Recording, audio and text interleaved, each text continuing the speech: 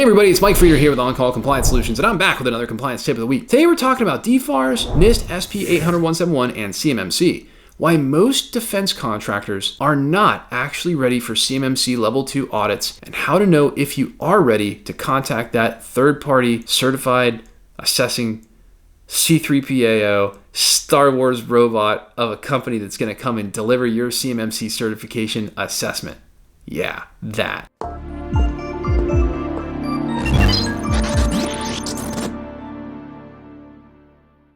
So hey, if you're a defense contractor who's feeling overwhelmed, tired, and alone, try to understand all of this DFARS, NIST SP 800-171, and CMMC compliance stuff, I've got great news for you. You found your home here at On-Call Compliance Solutions, where we can help you transform into your company's on-call compliance hero. All right, folks, here's a hard truth. A lot of defense contractors think they're ready for a CMMC Level 2 audit, and most of them are dead wrong. Here's the thing. Many companies are confusing self-assessment readiness with being certification ready. Big difference. Let's talk about why. Here's why so many contractors aren't ready. There are three primary reasons we see contractors fall flat during their certification audit with the C3PAO. 1. Incomplete or outdated system security plans. Your SSP is like the blueprint of your compliance house.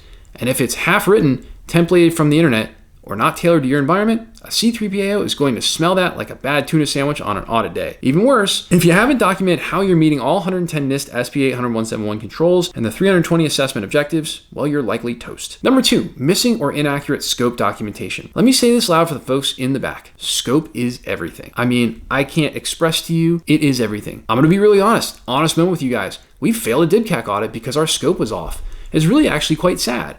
We didn't scope in one of our security assets correctly, and as a result, one of the auditors called us out because at the end of the day, that security asset was something that could change settings, didn't process, store, or transmit CUI, it just could change settings on the machines that were doing storing, processing, and transmitting CUI. So I will tell you from firsthand experience, we have failed an audit. And you know what? At the end of the day, did we fix it? Absolutely. Did we redo the scope? Absolutely. But you know what? Hey, if I can have that fail and I can make that mistake for you, let me do it. Scope is everything. If you can't clearly show where control unclassified information is processed, stored, and transmitted, well, your audit is already off the rails. We're talking about CUI flow notes, a flow description, and definitely a CUI flow diagram. Without those, you don't have a map. You can't defend the castle if you don't know where the walls are, and you definitely have no moat around you. So again, number 3, weak or non-existent evidence, aka the body of evidence.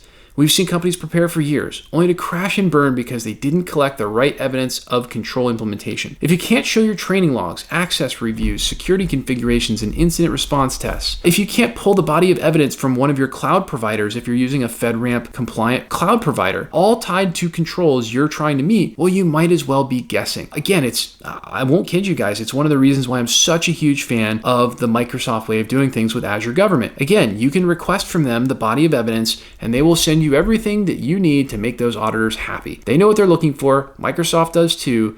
And again, at the end of the day, it's like you can swim against the current or you can just swim with it. And you know what? We can help you swim with the current. It's just a whole lot easier journey to compliance. Self-assessment versus third-party certification. Let's break it down. Self-assessment is allowed only in limited cases under CMMC Level 2. But for contractors who deal with the critical CUI or are on higher risk contracts, a third-party audit by a C3PAO is required. And this is where the rubber meets the road. So how do you know if you're ready for self-certification or need to brace for third-party certification? Here's some steps to verify that you're ready. Here's a mini roadmap we use at On-Call. 1, perform a full gap analysis. Map yourself against all 110 controls, not like 50 of them, and go, not the ones you think apply. I mean all of them. All 320 assessment objectives. At On-Call, we do a full NIST SP 800-171 and CMMC Level 2 gap analysis for clients, which includes a compliance score and a plan of action for unresolved items. That plan of action is so critical. Number 2, ensure your SSP and PLAM are complete and current. Again, we can't have items in the plan of action that don't have full documentation with them. These aren't just checkboxes, they are your main artifacts for audit day. They must show what's implemented, what's not, when you'll fix it, i.e. your plan of action and milestones, who's responsible. If your SSP reads like a Microsoft Word template, well, it's time to call in backup. It needs to be customized. It needs to actually meet what you're doing in your company. Again, we spend hours and hours and hours customizing these system security plans for our clients. Step 3, document your scope with real diagrams and SOPs that mean a CUI flow description, CUI flow diagram, system boundary diagram, scope SOPs. We help our clients do this, well, we get it done in a couple of days. And then we're there to follow up afterwards to make sure that anything that has to be really tailored down to your company, well, it gets done.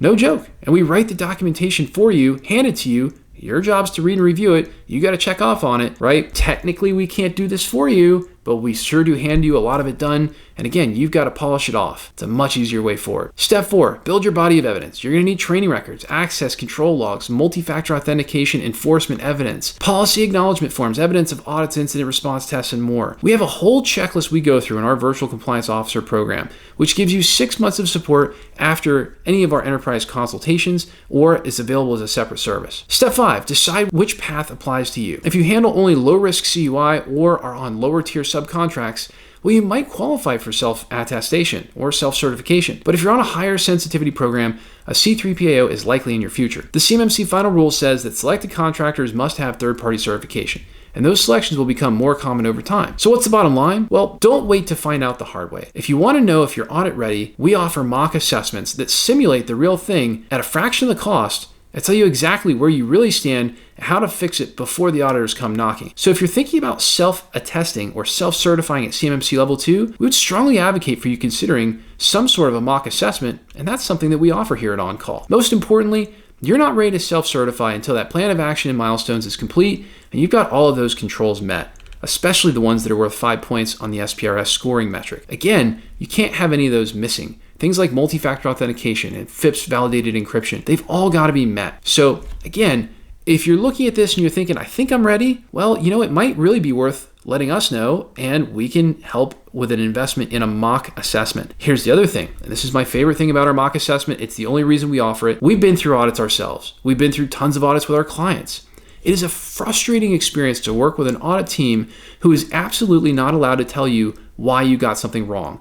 They can only tell you that you didn't meet the requirement. That's it. They're not allowed to consult with you. They're not allowed to tell you how to fix it the right way. They're just simply not allowed to do that. So the tough thing is, what do you do when you're failing a control? Or maybe you don't know you're failing a control and you're going through trying to figure out if you're really ready for that self-certification or a third party. Well, the answer is that's where On Call comes in, because we've got lead assessors on staff. We have CCPs and CMMC certified professionals. We have the talent on staff to do the assessments.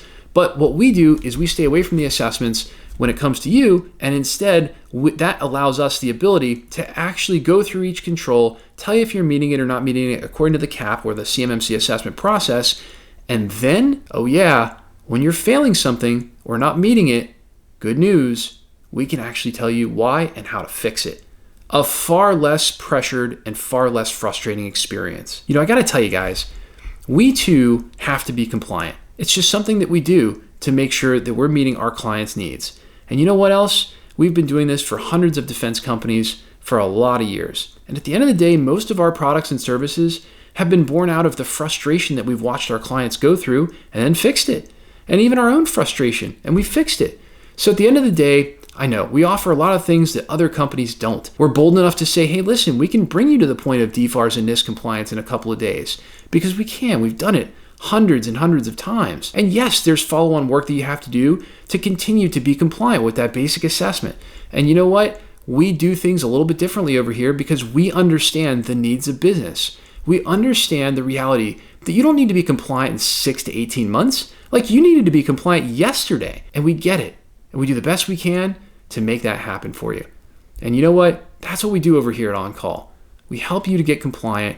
We don't try to sit here and just drain you for the next 6 to 18 months. And if you want the ongoing assistance to continue to be compliant, to prepare for CMMC, I got great news for you. We can do that too. Because at On Call, we take defense contractors just like you who have had this DFARS, NIST, CMMC, ITAR, and EAR information security compliance stuff dropped in their laps like a seagull on a sunny day.